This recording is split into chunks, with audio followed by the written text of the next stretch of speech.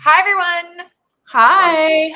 Welcome to another chat, hangout. I don't know what are we calling these? I don't think we had a name. Just plot with us. Oh, yeah. Plot with us.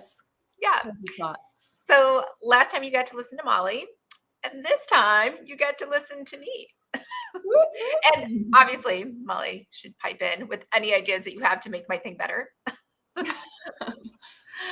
So a couple things. First, the workbook is available for you. Look in the link in the description.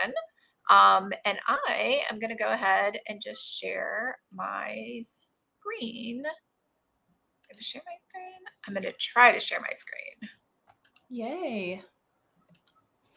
All right. So my slides are vertical because that's just how I roll. I don't. On eCam, everything is always vertical. I forgot what we're on StreamYard. So. Right. Well, it looks very nice. It's kind of like a workbook of kinds too. Yes, it looks there good. We go. Yes. All right. So if you're new here, this is just bi-weekly chats with the two of us. And it looks like there's nobody here. We have 0. I forgot. Did you advertise this on the Facebook group? Oh my gosh. I'm going to put that in my calendar, I guess, right? Yeah, I forgot to send out an email. So if you're here, hooray. Yeah, after the fact. That's okay. We'll just go through everything. All right. There's somebody who's Tarot Cat readings. That's old. That's from 12:57 a.m. Oh, they are looking forward to it, though. So we shall see. Yeah, there we go. So that's what happens when you forget to do promo. But that's okay. So we're going to do these every 2 weeks. So every other Wednesday at this same time, we'll have a new subject. So today we're talking about the perfect murder. Next week, we're talking about hauntingly cozy setting. Yeah. So basically, we'll switch off. I write contemporary cozy mysteries and Molly writes paranormal. So we're going to switch off. I'll talk about contemporary ones and then she'll talk about paranormal cozy mysteries. Yeah. And then that way, that should cover everything. And right. Yes, we could be spending this time writing, but just talking is easier. So that's what we're doing. All right. So I don't really watch a lot of true crime. I like crime scripted shows. This is where we differ too. So I'm definitely into like Psych and Monk and Castle. It's weird they all start with one word. And then Molly loves true crime. Yeah. Forensic Files. All of those. So, but either way, I think they're all like good information to help give you ideas. Right. So who are we? We're just two people who like cupcakes. And we love plotting. Again, more than writing. I think about the plotting more than I do the writing. I don't know if you do. No, it's a very exciting process, right? And then you just have to finally sit down and do it. But the process is fun to think about. Mm-hmm. So, and then we hope you are just people who also are interested in writing cozy mysteries and love cats, because I do talk about my cat a lot. And I love dogs. Hey, another thing, cat side, dog side. Yep.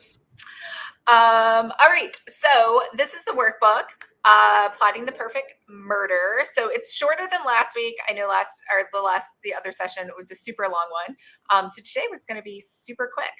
So first thing to do, and this is really just what I do, like when I go through just plotting the murder, because I think sometimes when people start plotting the murder, then they start thinking about all these different alibis and they think about all the other potential people that could be suspects. And that's like plotting the book to me. Like just doing the murder is like step 1, right? Yes. So who's your victim? So this is book 4 in my Frosted Misfortunes Mystery. So in book 4, the victim is Calvin Jones. So he's 25. He's tall and lanky. His personality is just mean and grumpy, and he's an ice cream truck driver. So it's a little funny because they're always mentioning like, usually ice cream truck drivers love children and love like supposed to be nice. Yeah, the neighborhood's supposed to love them. So, but he's just a mean drunk. He inherited the ice cream truck from his dad, so that's hence why he does it. And he actually uses it for drugs. Oh no, okay. That's why he gets annoyed when kids come by. It's just like his cover. So, anyways, so that helped. In theory, I'm thinking of things to help throw off. Well, and he's unlikable, right? They say make your murder victim in a cozy unlikable. So we definitely doesn't sound like we like this guy. Yeah. Sometimes I guess you can make them someone people like, so then it's such an injustice. Like, oh my God, I can't believe someone murdered, I don't know, Sheriff the Hall. librarian, head librarian. Or, yeah, we all loved her. Who would kill her? Something like that. So, but yes, it's usually someone people don't like, so then you don't feel so bad. Right.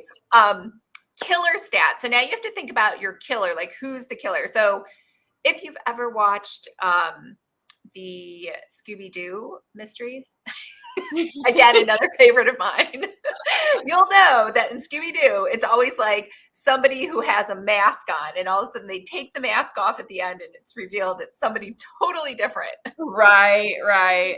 Yes.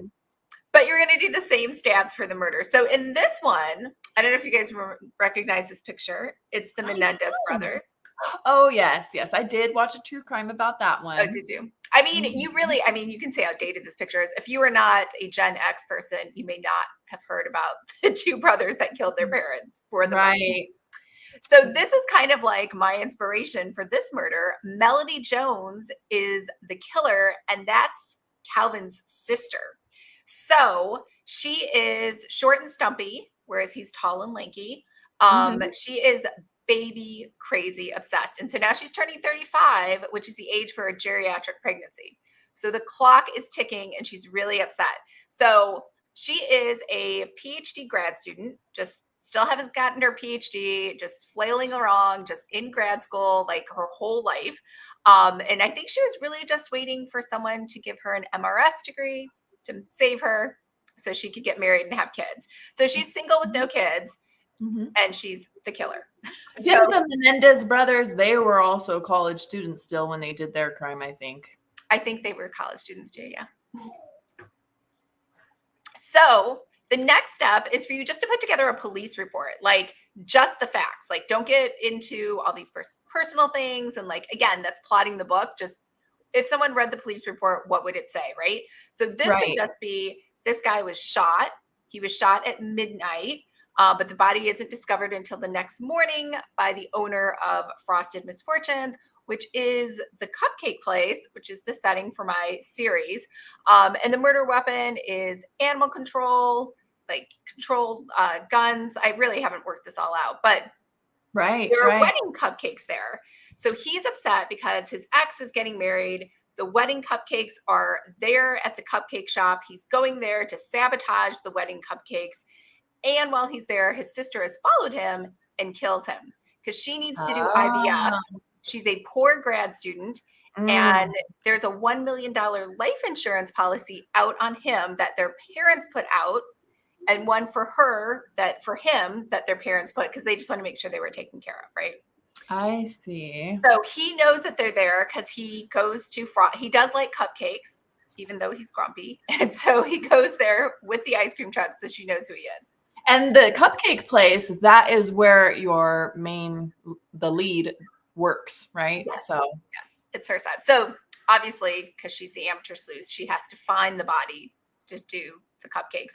And it also, like, I'm not going into it, but then it throws off the murderer because you think that maybe the murderer has something to do with his ex-girlfriend because he's there to destroy the cupcakes. Okay.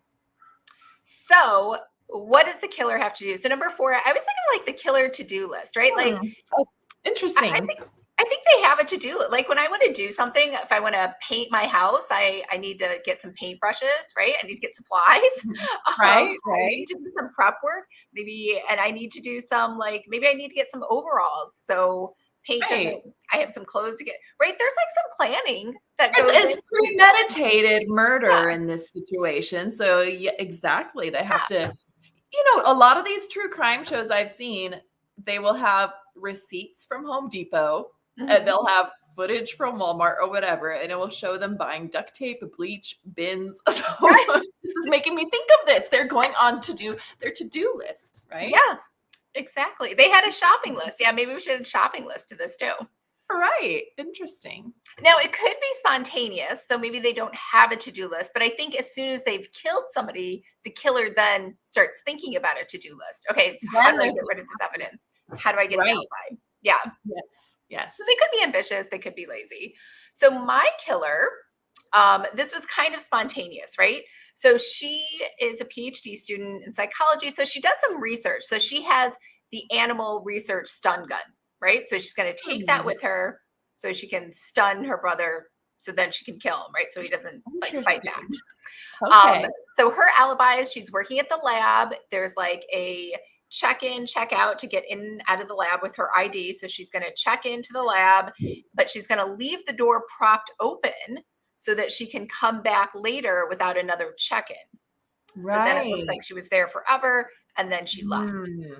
Yes. Then she is going to make sure the life insurance policy is still current. So she's going to log into the computer. So if they log in and they look at her search history, they'll see that she checked to make sure the policy is still current before she kills him. Good point. And then she doesn't have a team. She's just going to work alone.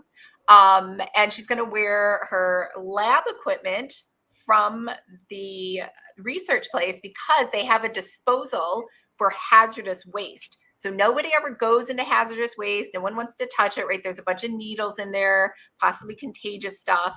So that's how she's going to get rid of all the evidence. Oh, that's a great idea. And then, about the laptop too, or computer, that's a good point. Go ahead. Yeah. So the only problem is, the search history. A lot of people practice how they're going to react when the police come with the news. Yeah. Oh my gosh. You know what? Okay. More into watching these true crimes. I'm always so surprised. People without acting experience, when they are on film, being filmed for the media, or they're on the call with 911, wherever they are, where you see them, you hear them, they can look so believable. I'm like, they are winning an Emmy Award for this crying episode they're having, but they are actually the killer. Yeah, I think they practice, right? Yeah, I don't know how they can drop those tears like that. Practice the facial expressions, but I'm like, geez. Yeah, so she's going to practice being in shock, surprised, sad. Right. So all of these things, she's going to have all these things ready. So that's also on her to-do list. So this is the last step, is the day of the murder. So I think you need to also think about the day of the murder, because they always ask, what's your alibi? What were you doing? What were you doing before? Right? So does it look like you were kind of suspicious that day? Who did you talk to? So she's busy, and she's going to wake up at 7. She's going to go to yoga with all of her other prenatal mom friends, right? Because she's so excited about having a baby. Be meditating before her murder. That's a different kind of premeditation than I'm used to hearing about. She really wants a baby, right? So she's a TA, and TAs do grade the papers, right? Yeah. So she has made a deal with one of the students who is going to donate with her for artificial insemination so she can have a baby, right? Oh. And so in exchange, she gives him an A on his paper, but he backs out at the last minute. Oh my gosh, that would make her angry. She is so mad, right? She is 35. This is like the year, right? The geriatric pregnancy starts, her time. Yep. Suddenly all the doctors start saying you're getting too old. Yeah. Yep. And she's taken the shot. She's ready. And so she is really angry. So she gave this guy an A. He won't do it. He's gone. So it's 4:00. And she's wasted all this money on the IVF. She can't do another round, right? Because she just doesn't have the money. And so she goes to the lab to get supplies to kill the student, right? Because she's really mad at the student. That's who she's going to kill. But then she spots her brother, and she asks him for help because she wants him to be sympathetic, right? But he's busy.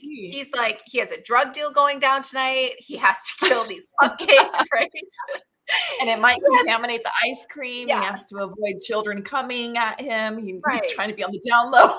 He has so many other things he has to do. He does not have time for his crazy sister and her baby obsession, right? He's like heard it all before. He doesn't have time for this. Whatever. He thinks it was a good idea that she had anyway. So he leaves. So now she's mad at him instead. And she lost track of the student because she wasted time talking to her brother. And she knows that the insurance policy is there.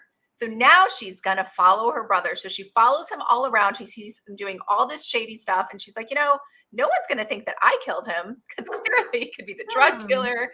He's fighting with his ex-girlfriend. I have a question. If she checked the insurance policy recently, was she thinking about potentially her brother being a victim soon? Or this was just kind of like, oh, hey, I checked recently and this is good to go. I can kill him instead. Oh, I know. Maybe what she could do instead, that's a good point, because she didn't go back to the lab. Maybe instead when she sees him, because some of those life insurance policies are scams, right? They're like, they tell you, oh, it's an annuity, you put money in, right? And it like Yeah. money. Yeah. So maybe she's asking him, hey, let's use your life insurance policy and take money out so I can get another round of IVF. And that's when he said Yes. no.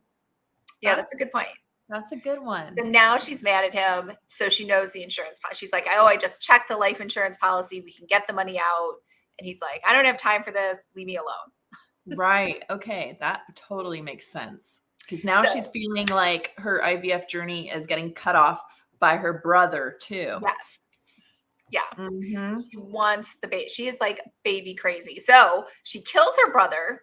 Then she goes home and she watches that movie, What to Expect When You're Expecting. Are you serious? She's like having her bonbons, right? Getting ready to order her IVF stuff. And yeah. And then she starts making a list of possible baby names. And then she falls asleep. Wow. Wow. I would love to know what kind of baby names she's thinking of after she did such evil deeds. Right. Maleficent. Really, she's been thinking about this for a while, so it might be something hip and cool like Apple. Oh gosh, yeah. When that came out, that was interesting. Lemonade. So that's it. That's all you have to do to like plot your murder. Those were such good ideas along the way. I had never thought to do that checklist thing. That is like the best way to think of it. Yeah. And most of it won't even make it in the book. It just helps like that you thought of the details, and sometimes it might make you think of something later that could tie in or be a clue. Right. It might manifest somehow unexpectedly. It's just good to know that background to the killer for sure. Yeah, because I feel like I do. I spend so much time worrying about the amateur sleuth and what she's going to do. I never think about the murderer. Right. Where are they? Yeah. Yeah. They have things to do. I love also the psychological aspect of, why they want to murder. Mm-hmm. So that I've never heard of that one that you did. So that's good. Fun twist. So that was it. Tonight was a fast night.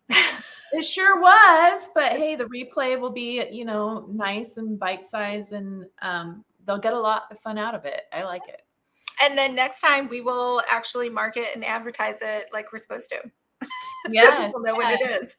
So hopefully replays this, and we'll work on the hauntingly cozy setting next time. Yeah. All right. Well, thanks if you're here watching, and if you are watching the replay, don't forget to download the workbook, and then we'll see you in 2 weeks for Hauntingly Cozy Mysteries. Yes. All right. Thank you. Bye, everyone. Bye.